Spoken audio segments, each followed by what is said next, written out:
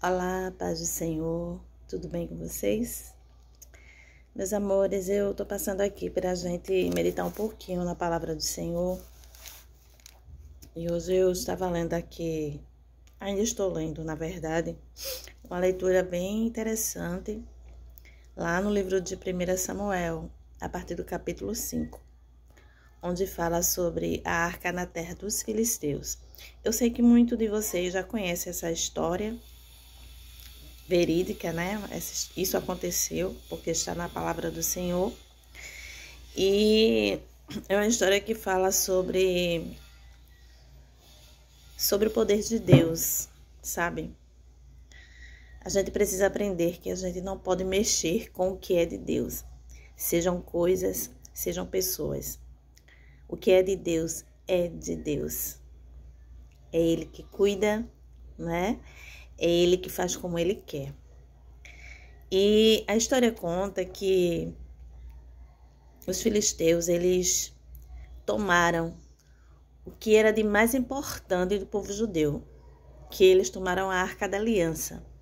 A Arca da Aliança, ela representa a presença de Deus no meio do seu povo. E a partir do momento que os filisteus tomaram essa arca, que representava a presença de Deus, aquele povo ele passou a se sentir um povo com medo, um povo fraco em questão de batalhas, porque eles sabiam que a presença de Deus não estava ali no meio deles, porque essa presença era representada por meio da arca da aliança. E os filisteus levaram essa arca para suas terras.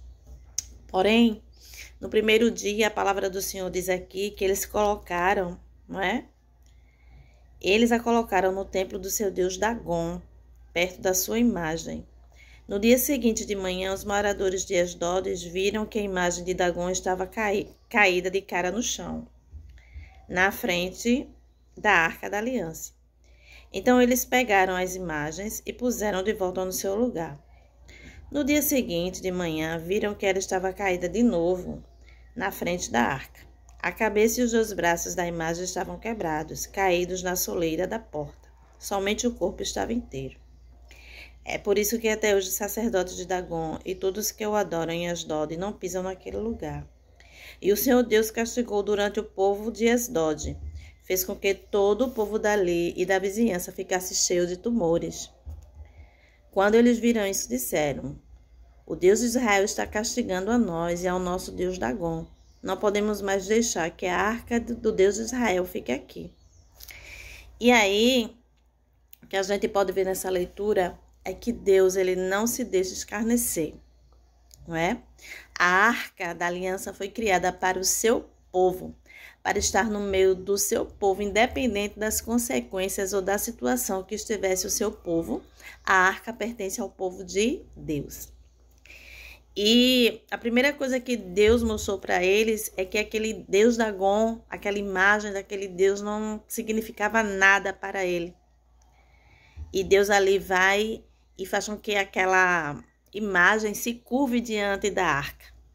E no segundo dia também, só que dessa vez com a cabeça quebrada e com os braços quebrados. Só o corpo ficou inteiro.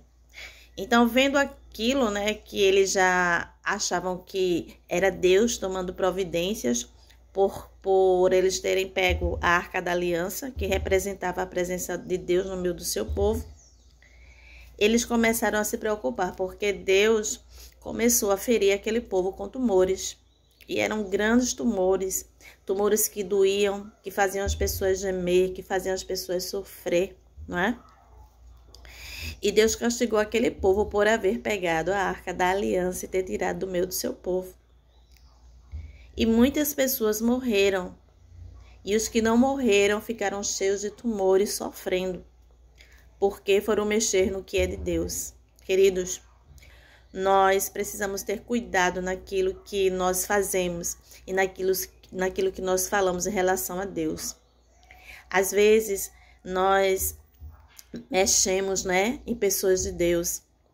Nós falamos coisas que não devemos. Nós julgamos os servos do Senhor.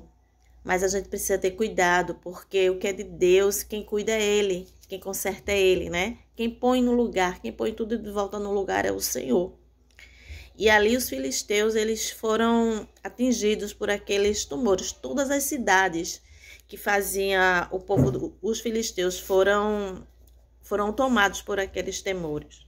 Se eu não me engano, são 5 cidades. Deixa eu ver aqui.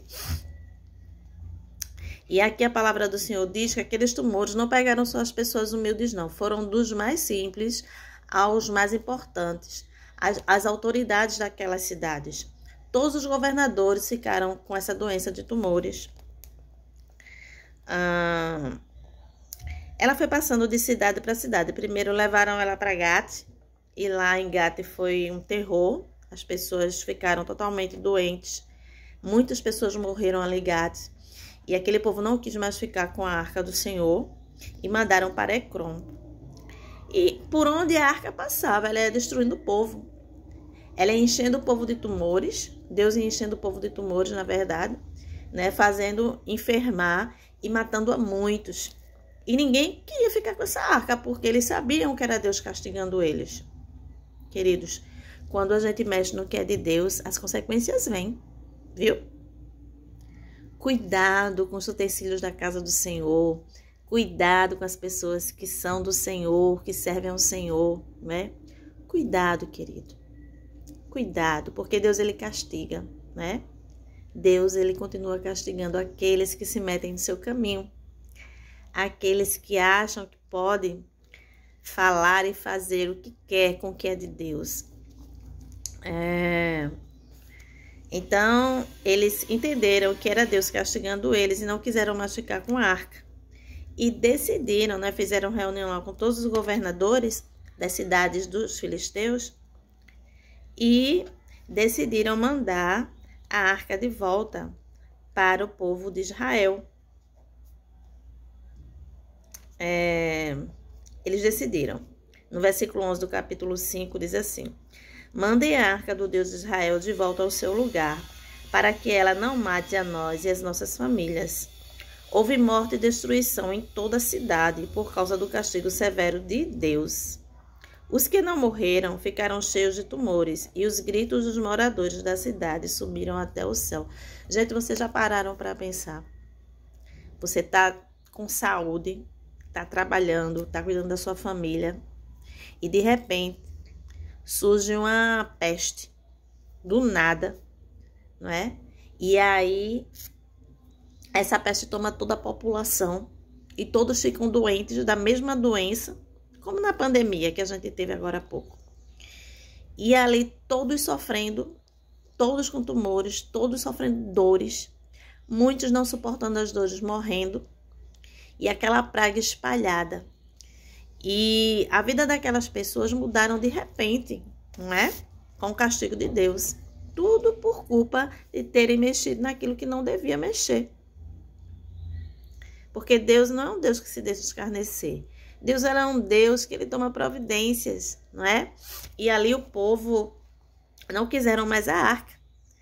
E a arca foi mandada de volta de uma maneira bem... Se vocês forem ler o capítulo 6 de 1 Samuel, vocês vão entender como é que essa arca voltou para o povo de Israel. Mas eu não vou falar para vocês. Vocês vão ter que ler para saber.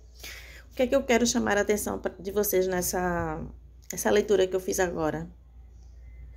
É que nós precisamos ter cuidado, sabe? Pra gente não acusar injustamente as pessoas. Pra gente não falar mal, né? Ter preconceito com as pessoas. Que Deus salvou. Que Deus chamou. Porque todos que estão na casa do Senhor teve um chamado de Deus. Se ele está fazendo o que é certo ou fazendo o que é errado, isso já não cabe a nós julgar, né? A nós cabe orar, tentar ajudar, né? Se a gente tem alguma maneira de como ajudar, tentar ajudar. Mas não acusar, não caluniar. Porque o que é de Deus é de Deus. Eu tive uma experiência quando eu aceitei a Jesus. Eu tive muitas experiências logo no começo da minha fé. E eu acho que isso me amadureceu bastante espiritualmente. E, na verdade, a minha aparência continuou sendo uma aparência do mundo. Eu não mudei rapidamente, né? Foi com o tempo Deus foi me mudando. E eu usava muitas joias, eu usava muitos anéis, eu usava tantas coisas, sabe? Que hoje eu não sinto tanta necessidade de usar, isso não importa pra mim. A Bíblia diz que tudo debaixo do céu é vaidade, não é verdade? Eu passo sem elas. E eu fui julgada pelo meu jeito de ser. Mas o que as pessoas não entendiam é que quem me chamou foi o meu dono, foi o dono da vida. Elas não entendiam que quem me salvou foi Jesus. E como pessoa que ele tinha salvado, ninguém podia tocar em mim. Porque o processo de transformação, quem faz é o Espírito Santo.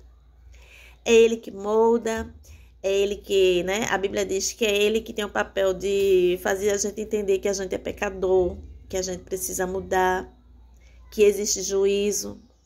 Então, tudo isso, o Espírito Santo, ele vai trabalhando nas pessoas que aceitam Jesus como Salvador. E eu passei por um tempo assim, sendo muito julgada. As pessoas não entendiam o chamado de Deus na minha vida. As pessoas não compreendiam que existia um tempo que eu precisava para entendendo, não é? Que eu precisava mudar, porque quem muda o cristão é Deus. A gente é chamado como a gente está, mas o Senhor, através do Espírito Santo, vai mudando a gente até a maneira que Ele quer que a gente esteja. Porque a gente sabe que para chegar no céu, a gente não vai entrar de qualquer jeito. Tem que ter transformação, tem que ter mudança de vida. Tem que deixar o velho para viver o novo de Deus todos os dias. Amém? E por que eu estou falando isso? Porque às vezes nós julgamos as pessoas que Jesus chamou. Nós não temos tolerância muitas vezes com a falta de conhecimento dessas pessoas. Às vezes até com a teimosia dessas pessoas, mas a gente tem que entender que quem chamou foi Deus. E é Deus quem se responsabiliza por cada vida que Ele chama. E eu passei esse processo de julgamento na casa do Senhor. Não eram as pessoas do mundo que me julgavam, eram as pessoas da casa do Senhor que me julgavam. Então, o alerta que eu falo nessa mensagem aqui é que a gente não tem que tocar naquilo que é de Deus. A gente ora, a gente tenta ajudar, a gente acompanha o crescimento dessa pessoa, mas a gente não tem que tocar nessas pessoas, porque a gente não sabe o chamado de Deus para a vida dessas pessoas, a gente não sabe a história que Deus já determinou, já escreveu para essa pessoa. Então é importante que a gente entenda que a gente não pode tocar no que é Deus, nem em coisas, nem em pessoas, porque é de Deus e Ele se responsabiliza. Amém? A gente tem que fazer de tudo para a gente não receber castigo do Senhor, porque a Bíblia diz que Ele é um Deus de amor, mas à mesma medida que Ele é amor, Ele é justiça. Então, a gente tem que ver que existe essa balança. Um lado é amor e outro é justiça. E ela tem o mesmo peso, amém? Deus não é um Deus injusto, Ele é um Deus justo. Amoroso, porém justo. E Deus usou de justiça contra aqueles filisteus, porque a arca do Senhor ela foi designada para estar no meio do povo de Deus e não no meio do povo dos filisteus. E Deus, através dos castigos que deu àquele povo, fez com que a arca voltasse, fosse mandada de volta para o meio do seu povo, porque é ali que ela tem que estar. Então, vamos ter cuidado para a gente não estar fazendo o que os filisteus fizeram, tocar naquilo que é de Deus, pegar naquilo que é de Deus, não é? O que é de Deus é de Deus. E é Ele que cuida, Ele que faz segundo a sua vontade. Olha, Deus é tão tremendo que a palavra do Senhor diz que só quem podia tocar na arca do Senhor eram os levitas, que era a tribo determinada para fazer a parte de sacerdócio. Eles eram os sacerdotes de Israel, a tribo dos levitas. Eram escolhidas pessoas dessa tribo para fazer a tarefa de sacerdócio e só eles poderiam tocar na arca. Só eles poderiam conduzir a arca. Mas quando a arca foi devolvida, ela foi devolvida para uma cidade chamada, onde vivia ali Josué, Bet-Semes, se eu não me engano o nome da cidade. Deixa eu ver aqui. a arca na cidade ela é devolvida para... Ela chega lá, nessa cidade. Deixa eu ver. Aqui. 70 homens de Bet-Semes olharam para dentro da Arca da Aliança. Quando a arca chegou lá, é conduzida por 2 vacas, tipo numa carroça, porque ninguém podia tocar na arca, porque morria. Esses 70 homens olharam para dentro da Arca da Aliança, e por isso o Senhor os matou. Por quê? Porque existia essa prerrogativa de não poder tocar na arca quem não fosse levita, quem não fosse sacerdote. E esses 70 homens não eram levitas, eles não eram sacerdotes. E eles, por curiosidade, eu creio, foram olhar para dentro da arca. A palavra do Senhor diz que Deus os matou, porque aquilo que Deus determina tem que ser cumprido. Queridos, eu não sei assim se essa palavra vai falar ao seu coração, mas tá falando ao meu, sabe? A gente não tem que mexer com o que é de Deus, não. A gente tem que ter cuidado, porque Deus, ele é um Deus que como eu falei, ele é justo. Até as próprias pessoas do seu povo, esses 70 homens que morreram, era da cidade de Bet-Semes, era da cidade onde moravam israelitas. E eles morreram, porque desafiaram a Deus, porque desobedeceram a Deus. Ah, Fátima, mas esse é o Deus do passado. Hoje a gente tem Jesus que intercede. Sim, é verdade. O Senhor. Ai de nós se não fosse Jesus Cristo. E se não fosse as misericórdias do nosso Deus, não é? A gente já estaríamos todos exterminados, como diz a palavra do Senhor. Já estaríamos todos destruídos. Mas a misericórdia do Senhor, ela tem nos alcançado. Mas isso não nos dá o direito de desobedecer ao Senhor. Isso não nos dá o direito de tocar naquilo que é de Deus. Porque Deus, ele é o mesmo, ele não muda, né? E ai daquele que cai na mão dos Deus vivos, assim diz a palavra do Senhor. Ai daquele que cai na mão de Deus. Então, é só um alerta para aqueles que gostam de julgar pela aparência, por aqueles que gostam de apontar por algum erro, né? Jesus, ele nos deu lição de que devemos perdoar. Quando aquela mulher foi pega em adultério junto com aquele homem, infelizmente, só ela foi levada, o homem não foi levado, mas o homem também pecou tanto contra a mulher. E levaram aquela mulher em ato de adultério e ali pediram para Jesus julgar aquela mulher, testando ali a Jesus Cristo. E o que Jesus disse? Aquele que não tiver pecado, que atire a primeira pedra. Não podemos julgar ninguém, queridos. Todos somos pecadores. Por mais que a gente se esforce, por mais que a gente ande na linha, sempre vai haver algum momento que a gente vai ter uma fraqueza e que a gente vai precisar recorrer da ajuda do Senhor, do perdão do Senhor, porque todos pecamos por palavras, por pensamentos, né? Por ações. Estamos sujeitos a isso todos os dias da nossa vida. Então não temos o direito de julgar ninguém. Não temos o direito de jogar pedra. Não temos o direito de tocar no que é de Deus, queridos, porque quando a gente faz isso, a gente está correndo o risco de ser castigado por Deus. A gente está correndo o risco de ser destruído por Deus, porque Deus é amor e justiça. O que Deus quer da gente é obediência. O que Deus quer da gente é cuidado com aquilo que Ele entrega nas nossas mãos. Se Deus entregou algo em tuas mãos para fazer, faça. Porque Ele é o Deus que Ele vai cobrar aquilo que Ele entregou nas suas mãos. Se Deus te deu um talento, use esse talento, multiplique esse talento para a glória do Senhor. Porque o que é de Deus é de Deus. O que temos é emprestado. O talento que temos não é nosso, é de Deus. Ele nos empresta para que a gente faça a sua obra. Amém? O que é de Deus é de Deus. Que a gente possa entender que o mesmo Deus que feriu os filisteus é o Deus que continua ferindo aqueles que provocam Ele, que não respeitam Ele, né? É aqueles que... o castigo de Deus são para aqueles que afrontam a Deus, sabe? A gente vive numa sociedade hoje, aqui no Brasil, a gente vive um caos espiritual muito grande. As pessoas não temem mais a Deus, muitas pessoas, né? Não são todas. Mas muitas pessoas não temem mais a Deus. As pessoas, como é que eu posso dizer? Elas confrontam a palavra de Deus, elas ridicularizam a palavra de Deus, elas apontam aqueles que servem a Deus, né? Ridicularizam aqueles que servem a Deus. Mas eu não temo nada disso não, porque eu sei que o Deus, que é o dono do povo, é Ele que toma providência. Amém?